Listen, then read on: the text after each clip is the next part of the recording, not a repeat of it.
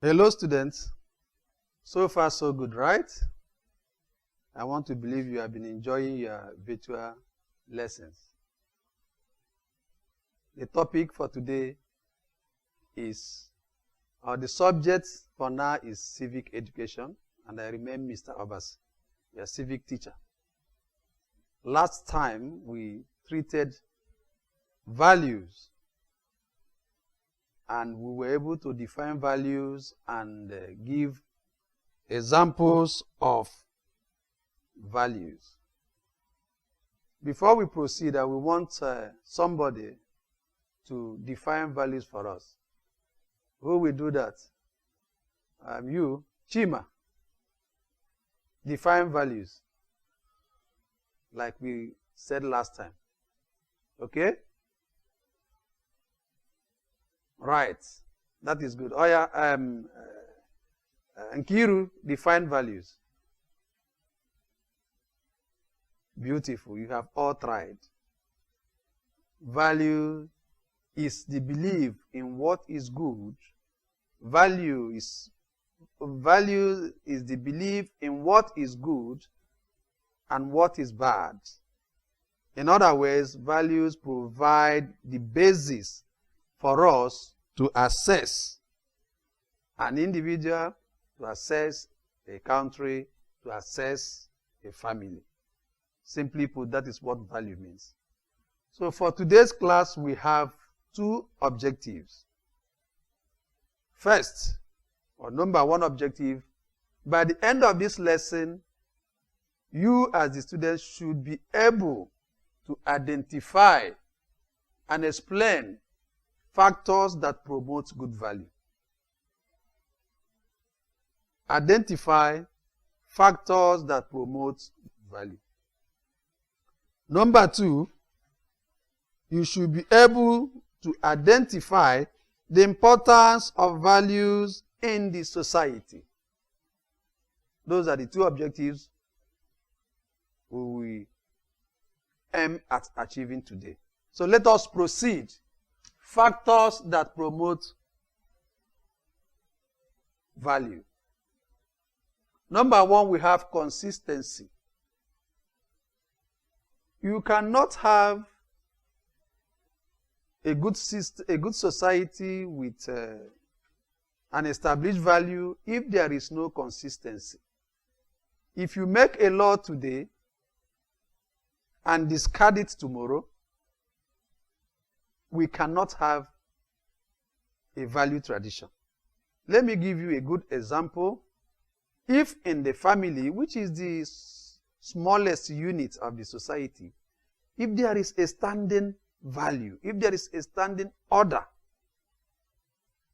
by the father that says no child or no member of the family should return home anything beyond 6 p.m.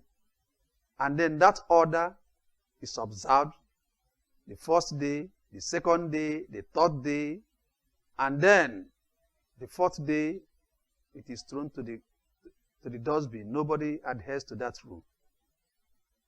You will discover that that family, even though they have an idea of how they want to live, will not have a value system because there is no consistency. Because consistency in everything will bring out perfection. Is that clear? Good. So let us move on. For us to have another factor that promotes value is trust. Okay? If there is trust, there will be an understanding. And if there is an understanding, there will be a success. I want to come back to our society as well. Let us use government and the citizenry. There is no gainsaying the fact that the citizens have lost trust in their government. And for that reason, even when the government comes with a good proposal, the citizens don't believe. And this does not work. There will be haphazard reaction to it because there is no trust. And in a situation like that, When there is no trust, there can be a system. Where there is no system, there can be a value. Good value for that matter. That is for that.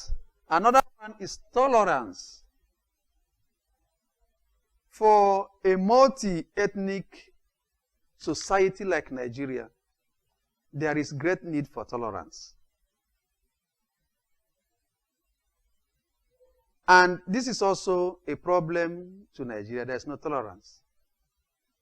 We have well over 250 ethnic groups in Nigeria. And each ethnic group with its own language, culture, religion differs, most cases. Then there should be a habit of accommodation. This has affected us in all spheres of our society. You know, it has made us to work at cross purposes. Because there is no tolerance, even our electoral system is faulty. Because we do not work on the same page. And we do not want to tolerate one another. Bring it down to the family. Bring it down to the class where we are. If we do not tolerate, let us say we have super intelligent students, we have average students, we have the ones below average in the same class. There is need for us to be our brother's keeper. There is need for us to always extend a helping hand. You do not get agitated if a teacher is trying to explain and re-explain a topic because you think you have understood it and your neighbor, you feel he's dragging you back. If you do that, there is no tolerance in the class. If you do that, the class will be chaotic. So we need tolerance to be able to establish good value. Then we move to fairness. You have to try to do to others what you want others to do to you. Where there is no fairness, there won't be justice. And where there is no justice, there will be grumbling. And where there is grumbling, there won't be agreement. And where there is no agreement, there won't be a value system. You understand what I'm saying? You must always put, because we say how to promote good value in the society, you must always put, Nigeria is a very good example in this. Each time we are raising a point here, picture Nigeria in your mind and see if what we are saying won't help Nigeria or not help Nigeria if we do the contrary. So we must be fair to each and every member of the society. There should not be nepotism. There should not be favoritism. There should not be ethnicism. Is that clear? Good. So let's look at integrity. You see, integrity is earned. You don't command it. Just like respect. You have to showcase some attributes for you to earn integrity in the eyes of the people. You must be seen to do exactly what you say. You will not preach a different thing and do another thing entirely. You must be straightforward. You must be dedicated. You must be selfless. You must be accommodating. If you do all this, you will have integrity. And then, we would have established a good value system in our country, in our society. Then we move over to commitment. Yes. In all public service. Where there is no commitment, there will be no progress. There won't be no success. There won't be no achievement. And so we need commitment. The leaders need commitment. The followers need commitment. Everybody needs commitment. Is that clear? Good. So, having said that, let us go to the next objective, which is the importance of values in the society. The importance of values in the society.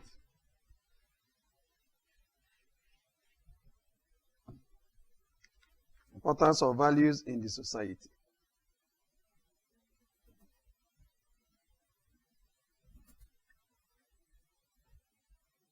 Good values in the society.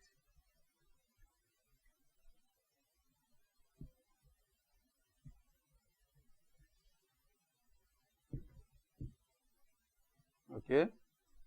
Number one, we have unity of purpose.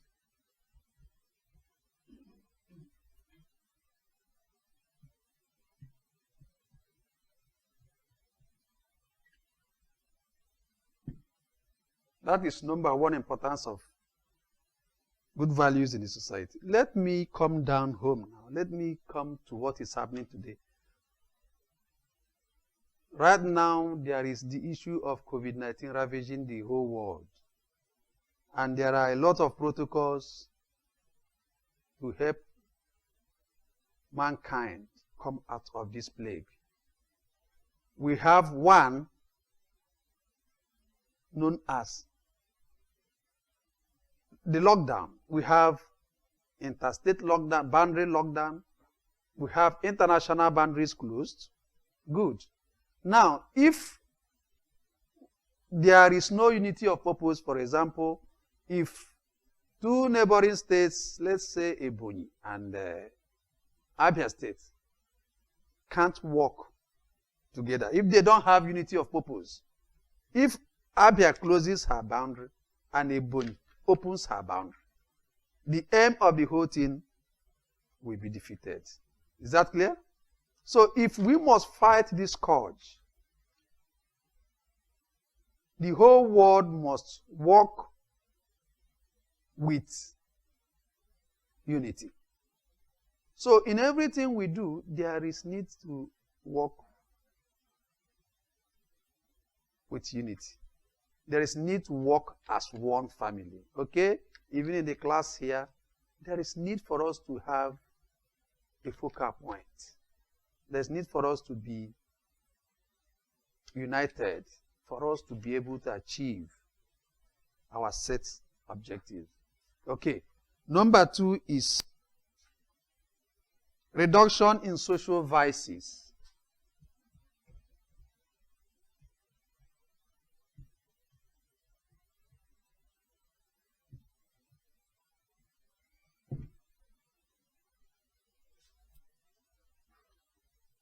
In the world today, we have so many vices. Call it terrorism, kidnapping, rape, armed robbery, prostitution, drug addiction, drug peddling, and so on and so forth. All these things are on the increase because we do not have good value system today in the world.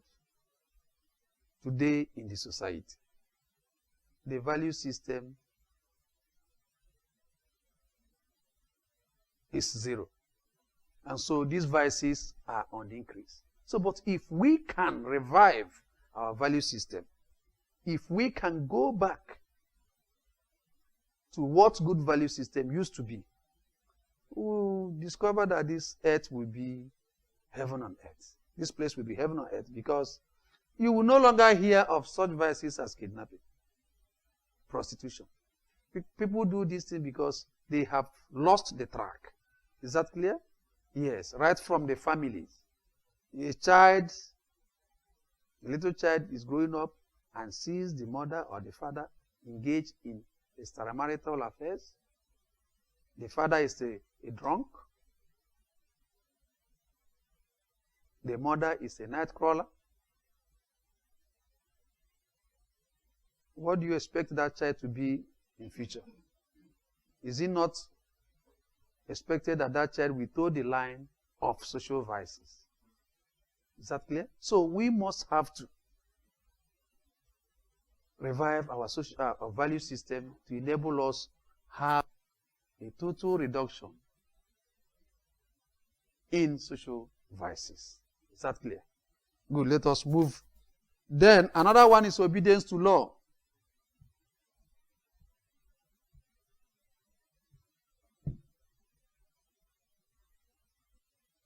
Where there is good value system in the society, everybody will obey the law. And then there will be what we call the rule of law. It is because we don't have good value system, that's why we don't have the rule of law. There is a common belief that the law in our society today, that we have two sets of the law. One for the rich people, one for the poor people.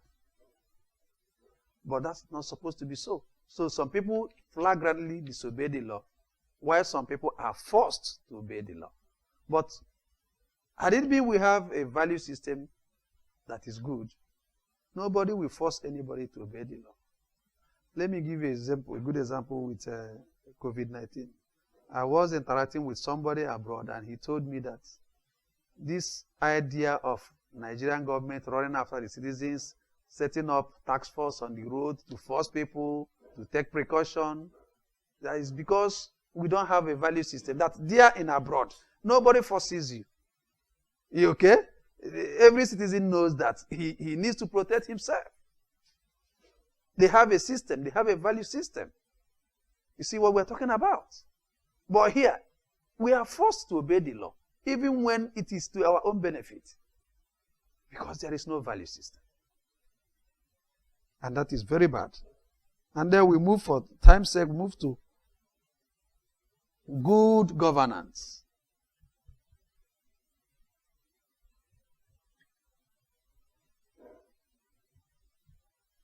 Good governance. You know, where everybody obeys the law, where we keep to the value system, where every citizen, including the leader and the followers, adopts a good value system, you will discover that things will unfold naturally for good, and there will be good governance. There won't be this betrayal of trust. Every social contract will be kept to the letter. People will have conscience. You know. Selfishness will go. Self-centeredness will go. Nepotism will go. Looting will go. Rigging during election will go. Everybody will be held to account. Is that clear? So it will lead us to good governance. And then we have hard work. Hard work is another importance of good value system. Okay? It will make each and every one of us to be hardworking, because we know that it's only when you work that you can reap. So it will take away such things like cyber crime, which has made our youths redundant. They don't want to engage in any meaningful work. They want it the fast way. Do you understand? They want to become rich overnight. They have, neglected hard work. So they want it the easy way. But if we have good value system, my dear students, everybody will be hardworking. The farmer, the teacher, the president, the governor, commissioner, name it, will be hardworking. And then finally, cooperation.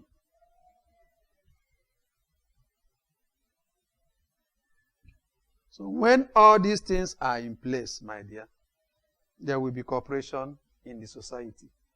And when there is cooperation in society, the sky will be the limit of our society's growth. When we cooperate here in the classroom, when we do inter-house sports, when we do inter-class quiz, when we do inter-class debate, you see, at that time we struggle, we try to cooperate to beat the other class. But immediately after the competition, even in the class, within the class, you have people going their different ways. But when there is a competition involving our class and another class, you see that sense of patriotism. You see that sense of cooperation. But after that, we drop it. And that's not supposed to be so. Cooperation should be part of us. Right? Good. So, with this, my dear, we have come to the end of this class, but not without asking somebody to explain. So, my friend at the back, what's your name? David, yes. Can you list or mention at least one factor that promotes good value? Beautiful. Joy, give us one. Beautiful. And you? Beautiful. So, I am going to give you assignments, which you will do. It's going to be a simple assignment, which is I expect you to get.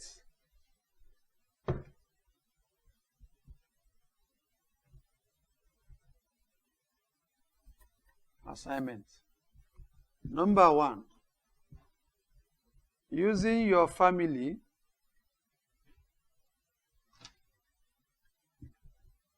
as a case study,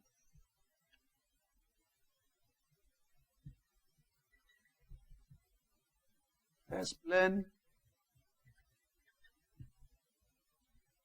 3 advantages of good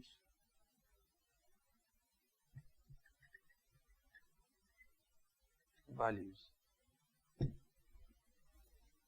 Thank you. Stay home and stay safe.